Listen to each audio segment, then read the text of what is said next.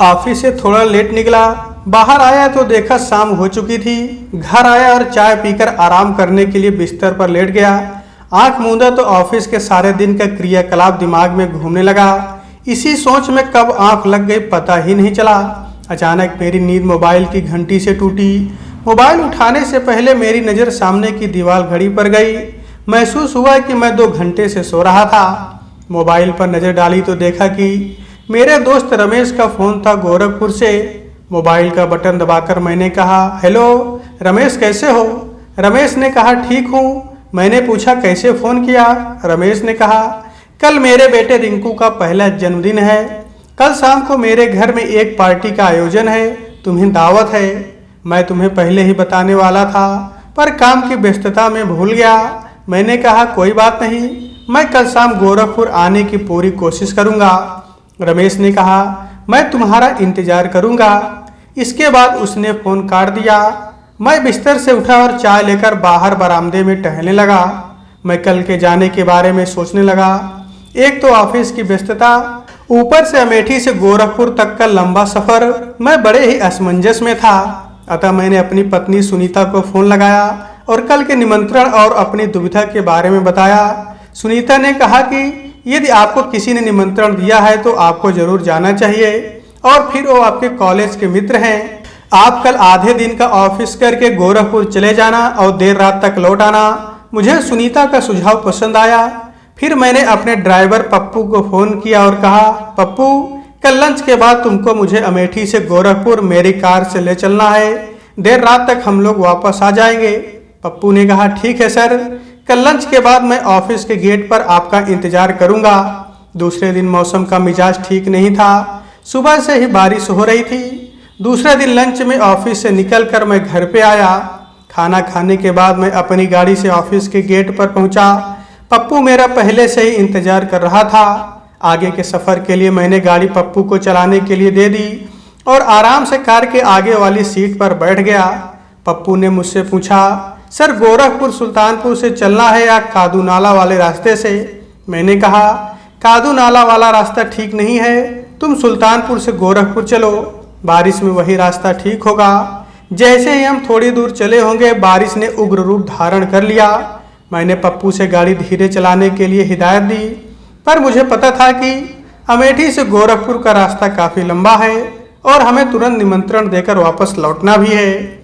जैसे जैसे गाड़ी सड़क पर बढ़ रही थी बारिश भी तेज होने लगी थी। तभी मैंने देखा अचानक गाड़ी के सामने एक साइकिल वाला आ गया। पप्पू के ब्रेक मारते मारते उसे ठोकर लग गई और वो सड़क के किनारे जा गिरा।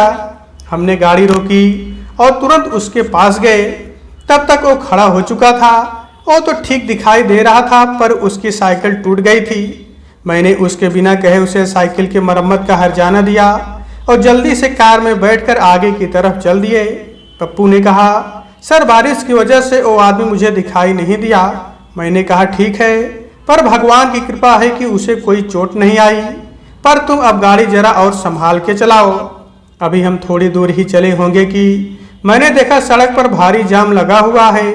कुछ देर तो हमने जाम खुलने का इंतजार किया, पर जाम नहीं खुला तो पप्पू गाड़ी से उतरकर पता लगाने के लिए आगे गया। लौटकर उसने मुझे बताया कि भारी बारिश की वजह से रास्ते में पेड़ टूटकर गिर गया है। प्रशासन पेड़ हटाने के लिए लगा हुआ है, पर बारिश की वजह से उसे काफ़ी दिक्कत पेश हो रही है। कितना समय और लगेगा ये कहा नहीं जा सकता। पप्पू ने कहा कि सर हमें और इंतजार नहीं करना चाहिए, हमें वापस लौटकर कादू नाला वाले रास्ते से चलना चाहिए। पप्पू ने गाड़ी मोड़ ली और हम लोग कादू नाला की तरफ चलने लगे। पप्पू ने कहा, लगता है सर आज का दिन अच्छा नहीं है, एक तो सफ़र लंबा है और ऊपर से भारी बारिश। मैंने कहा, तुम ठीक कह रहे हो, हमें सुबह में ही निकल देना चाहिए था। हम अबाध गति से आगे बढ़ते चले जा रहे थे। थोड़ी ही देरी में हम लोग मुसाफिर खाना पहुँच आए और वहाँ से जैसे ही कादू नाला की तरफ बढ़े तो मैंने पाया कि रेलवे क्रॉसिंग बंद थी। मैंने महसूस किया कि अगर आपको कहीं जाने की जल्दी है तो आपके सामने समस्या आती रहेगी। मैंने देखा कि लोग भारी बारिश में भी रेलवे फाटक के नीचे से क्रॉस कर रहे हैं। मैंने सोचा कि इन लोगों को अपनी जान की भी परवाह नहीं है, पर मुझे याद आया कि मैंने भी कई बार ऐसा किया है। शायद आज मैं कार से हूँ इसलिए ऐसा सोच रहा हूँ। थोड़ी ही देर में मुझे ट्रेन का हॉर्न सुनाई दिया। मैंने चैन की सांस ली। मैं क्या देखता हूँ कि ट्रेन आके फाटक के बीचों बीच खड़ी हो गई। थोड़ी देर तक हम लोगों ने ट्रेन जाने का इंतजार किया, पर जब ट्रेन नहीं चली तो मैं कार से उतरकर फाटक के पास चला गया और ट्रेन न जाने का कारण पूछा। रेलवे के आदमी ने बताया कि बाबूजी, शायद इंजन में कुछ खराबी आ गई है। मैंने उस आदमी से पूछा कब तक इंजन सही होगा। उसने कहा, बाबूजी कुछ पता नहीं। अब मैं देरी की वजह से थोड़ा सा बेचैन हो उठा। एक तो सुबह से बारिश, फिर साइकिल वाले आदमी का एक्सीडेंट, रास्ते में पेड़ का गिरना और अब रेलवे इंजन की खराबी। मैंने ऐसे ही पप्पू से कहा, पप्पू आज सुबह से ही प्रकृति हमें गोरखपुर जाने से रोक रही है। कहीं ऐसा तो नहीं है कि हम लोग गोरखपुर जाके भारी मुसीबत को दावत दे रहे हैं। पप्पू ने कहा, नहीं सर, ऐसी कोई बात नहीं है। ये सब एक इत्तेफाक है और आपको चिंता करने की जरूरत नहीं है जब तक मैं आपके साथ हूँ। बारिश अब हल्की हो रही थी पर मेरी बेचैनी बढ़ती जा रही थी। पूरा 1.5 घंटे बाद इंजन चला, रेलवे फाटक खुला और हम आगे की तरफ बढ़े। पिछले 3 घंटे में हमने मात्र 25 किलोमीटर का सफर तय किया था। कादू नाला पार करते ही हमें पक्की सड़क मिल गई और हमारी गाड़ी ने रफ्तार पकड़ ली। थोड़ी ही देर में हम फैजाबाद गोरखपुर हाईवे पे आ गए। हाईवे पर थोड़ी दूर चलने के बाद पप्पू ने गाड़ी एक ढाबे पर रोक दी। चाय पानी पीने के बाद हम वापस अपनी कार पर आ गए। तभी पप्पू ने देखा कि कार का अगला टायर पंचर हो गया है। मैंने कहा कि लो, अब इसी की कसर बाकी थी। अब मेरा धैर्य जवाब दे रहा था। पप्पू ने कहा कि भगवान की कृपा है कि टायर ढाबे पर पंचर हुआ है, कहीं रास्ते में होता तो हमें और मुसीबत में पड़ जाते। पप्पू बगल की दुकान से पंचर ठीक करने वाले को ले आया। पंचर ठीक करने के बाद हम लोग दोबारा हाईवे पर चल पड़े। अब मैंने मन ही मन सोचा कि हे भगवान, अब और कोई मुसीबत ना आ जाए। पप्पू गाड़ी को अब तेजी से दौड़ा रहा था। मैंने कार के आगे के दोनों शीशे खोल दिए। ठंडी हवा मेरे बालों को सहलाने लगी। मैं आंखें मूंद कर सीट पर लेट गया और सफर का आनंद लेने लगा। रात 8 बजे तक हम लोग रमेश के घर पहुंच गए। मैंने देरी से आने के लिए रमेश से क्षमा मांगी। हम लोग पार्टी में शामिल हो गए। करीब रात 11 बजे मैंने रमेश से वापस जाने की अनुमति ली और वापसी का सफर शुरू किया। मौसम में अब भी नमी थी और रह रहकर बूंदाबांदी हो रही थी। हाईवे पर इक्का दुक्का गाड़ी नजर आ रही थी। पप्पू लगातार गाड़ी चला रहा था और मैं खिड़की खोलकर मौसम का आनंद ले रहा था। थोड़ी देर बाद मैंने महसूस किया कि एक तो रात के समय, ऊपर से पार्टी का गरिष्ठ खाना। पप्पू को कार चलाने में कुछ दिक्कत सी महसूस हो रही थी। वो थोड़ा शिथिल दिखाई दे रहा था। मैंने कहा, पप्पू ऐसा करते हैं कि किसी ढाबे पे रोको, वहाँ हाथ मुंह धोकर चाय पी लेते हैं, फिर तुम आगे गाड़ी चलाना। पप्पू ने कहा, सच पूछिए तो सर मेरा भी यही मन कर रहा था, पर संकोच की वजह से कह नहीं पा रहा था। मैंने कहा, नहीं प्यारे, गाड़ी तुम चला रहे हो या तुम्हें कोई दिक्कत महसूस हो रही है तो तुम्हें कहना चाहिए। थोड़ी देर बाद पप्पू ने गाड़ी एक ढाबे पर रोक दी। मैंने और पप्पू ने हाथ मुंह धोकर चाय का ऑर्डर दिया। पप्पू चारपाई पर लेट गया और मैं उसके बगल में एक कुर्सी पर बैठ गया। मैंने देखा कि ढाबे पर हम 2 लोगों के अलावा और 2 लोग थे जो लगभग हमारी ही उम्र के थे। एक कार और ढाबे पर खड़ी थी जो शायद उन्हीं लोगों को ही हो, ऐसा मैंने अनुमान लगाया। थोड़ी देर बाद हम लोगों ने चाय का बिल चुकता किया और अपनी कार की ओर वापस चले। तुरंत वो दोनों आदमी हम लोगों के पास आए और एक ने बोला, जी। मैंने बोला, हाँ बोलिए, आप लोग कहाँ जा रहे हैं? मैंने कहा, हम फैजाबाद होते हुए अमेठी जा रहे हैं। उसी आदमी ने बोला, हमारी कार खराब हो गई है, हम लोगों को बस्ती जाना है। मेरी माँ की तबीयत बहुत खराब है, हम लोग गोरखपुर से दवाई लेकर लौट रहे हैं। यदि आप हमें बस्ती तक लिफ्ट दे सकें तो आपकी बहुत मेहरबानी होगी। वैसे भी इस रात हमें और कोई साधन मिलने की बहुत कम संभावना है। हालांकि मेरा मन उन्हें लिफ्ट देने का नहीं था, पर शायद उनकी मजबूरी देखकर मेरा मन थोड़ा पसीज आया। मैंने कहा, ठीक है, आप लोग कार के पीछे बैठ जाइए। वे दोनों अपना अपना बैग लेकर पीछे वाली सीट पर बैठ गए। मैं आगे वाली सीट पर बैठ गया और पप्पू ने एक बार फिर कार हाईवे पर दौड़ा दी। थोड़ी देर तक सब कुछ सामान्य चल रहा था। तभी एकाएक मुझे एहसास हुआ कि जैसे मेरी कमर पर कोई चीज़ आके सट गई हो। मैंने मुड़कर देखा तो वो पिस्टल थी। जो आदमी ठीक मेरे पीछे बैठा था उसके हाथ में एक पिस्टल थी जो उसने मेरी कमर पे सटा रखी थी। मैं थोड़ा सहम गया। लेकिन फिर मैंने जोर से पूछा ये क्या है। तब तक दूसरे आदमी ने बोला ये पिस्टल है और अपने ड्राइवर से कहो कि चुपचाप कार चलाता रहे। तुम दोनों ने जरा से भी कोई उल्टी सीधी हरकत की तो ये आदमी गोली चलाने से बाज नहीं आएगा। और वैसे भी ये रास्ता अब एकदम सुनसान हो गया है। तुम लोगों की सहायता के लिए अब कोई नहीं आने वाला। अब जैसा हम लोग कहें वैसा करते रहो। तब मुझे एहसास हुआ कि मैं और पप्पू अब बुरी तरह फंस चुके हैं। आखिर मैंने हिम्मत करके पूछा कि आप लोगों का इरादा क्या है। इस पर वो दोनों बुरी तरह हंसने लगे।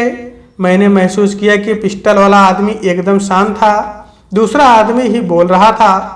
दूसरा आदमी बोला, अब भी तुम लोगों को नहीं पता है कि हमारा इरादा क्या है। बस्ती से ठीक पहले हमारे 2 और आदमी तुम लोगों का इंतजार कर रहे हैं। इसके बाद तुम लोग हमें कार प्यार से सौंप कर उतर जाओगे और हम चारों तुम्हारी कार लेकर रफो चक्कर हो जाएंगे।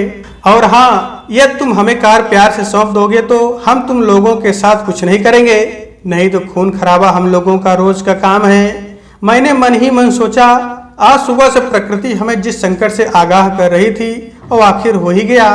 आज तो बुरे फंसे हम लोग। जैसे जैसे कार बस्ती की तरफ बढ़ रही थी वैसे वैसे मेरी घबराहट भी बढ़ती जा रही थी। वो घबराहट में पप्पू के चेहरे पर भी देख सकता था। पर मैंने एक बात महसूस की कि पप्पू ने गाड़ी की रफ्तार धीमी कर दी है। तभी उनमें से एक आदमी ने कहा कि तुमने गाड़ी की रफ्तार धीमी क्यों कर दी है। पप्पू ने कहा, साहब आप लोग एक तो पिस्टल ताने हुए हैं और सोच रहे हैं कि हम लोग सामान्य व्यवहार करें। मुझे घबराहट हो रही है इसलिए मैं गाड़ी धीरे चला रहा हूँ, चाहे तो आप लोग गाड़ी चला सकते हैं। उस आदमी ने जवाब दिया कि हम लोगों को गाड़ी चलानी नहीं आती है, पर हाँ जो आदमी आगे मिलेंगे उन्हें चलानी आती है, इसलिए तुम चुपचाप बस्ती की ओर चलो। थोड़ी देर बाद उस आदमी ने मोबाइल लगाया। मैं उसकी बात बड़े ही ध्यान से सुन रहा था। उसने बोला, काम हो गया है, बस्ती से पहले तुम लोग नाले के पास इंतजार करना, पहुंचने से थोड़ी देर पहले मैं तुम्हें दोबारा फोन करूंगा। मैं लगातार पिस्टल की नाल का स्पर्श अपनी कमर पर कर रहा था। जब से हम लोग अमेठी से चले हैं किसी न किसी मुसीबत में फंसे रहे हैं और निकल भी जा रहे हैं, पर इस मुसीबत से मुझे कोई छुटकारा मिलता नजर नहीं आ रहा था। गाड़ी चुपचाप सुनसान हाईवे पर चली जा रही थी। एकाएक पप्पू ने गाड़ी रोक दी। पीछे बैठे आदमी ने पूछा, क्या हुआ, गाड़ी क्यों रोक दी तुमने। पप्पू ने कहा, लगता है गाड़ी का टायर पंचर हो गया है। उस आदमी ने जोर से आह भरी।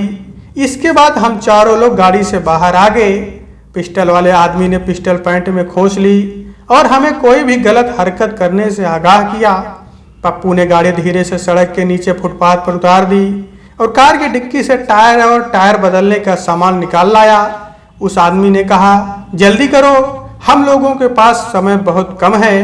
पप्पू ने कहा, साहब निमंत्रण का खाना काफी भारी हो गया है, मेरे पेट में काफी गड़बड़ हो रही है। मैं पास के खेत से फ्रेश होकर अभी 5 मिनट में आता हूँ, उसके बाद टायर बदलूंगा। जिस आदमी के पास पिस्टल थी वो मेरे साथ कार के पास रह गया और दूसरा आदमी पप्पू के साथ चला गया। पूरे 10 मिनट बाद पप्पू उस आदमी के साथ लौटा और टायर बदलने लगा। पप्पू ने मुझसे कहा, सर मोबाइल का टॉर्च चालू करके रोशनी को कार की तरफ दिखाओ। मैंने टॉर्च चालू कर दी और पप्पू उस रोशनी में धीरे धीरे टायर बदलने लगा। मैंने देखा वो दोनों आदमी कार के दूसरी तरफ खड़े थे और हमारी ओर से कुछ लापरवाह हो गए थे। एकाएक पप्पू ने मेरी तरफ देखकर मोबाइल की ओर कुछ इशारा किया। मैंने धीरे से देखा तो पता चला पप्पू का एक एसएमएस आया हुआ था। मैंने टॉर्च दिखाने के बहाने वो एसएमएस पढ़ने लगा।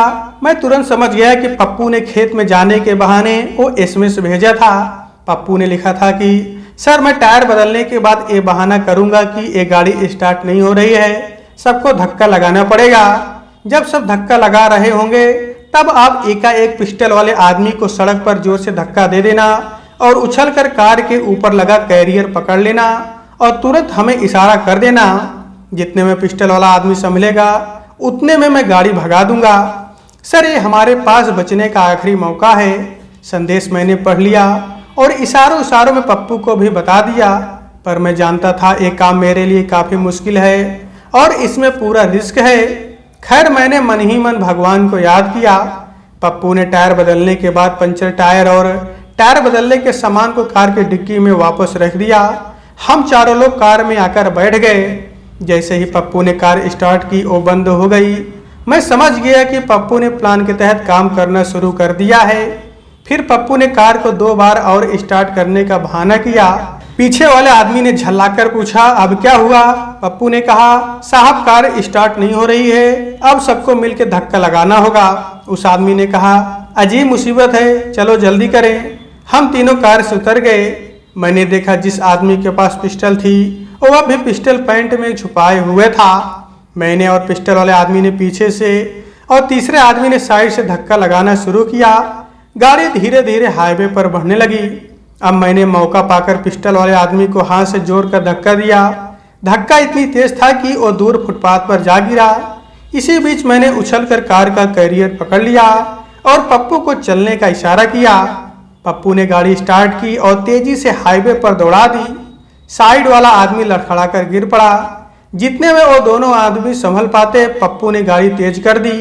क्योंकि मेरा चेहरा आगे की तरफ था, इसलिए मैं उन दोनों आदमी की गतिविधि नहीं देख पाया। मुझे डर था कि कहीं वो आदमी मुझ पर गोली न चला दे, पर शायद उसे चोट लग गई थी या वो हाईवे पर गोली चलाना नहीं चाहता था।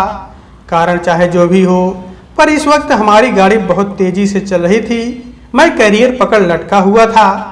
लगभग आधे घंटे के बाद पप्पू ने गाड़ी रोकी और मैं अंदर बैठ गया। जैसे ही बस्ती आया, मैं और पप्पू सतर्क हो गए, पर वो दोनों आदमी हमें कहीं नहीं मिले।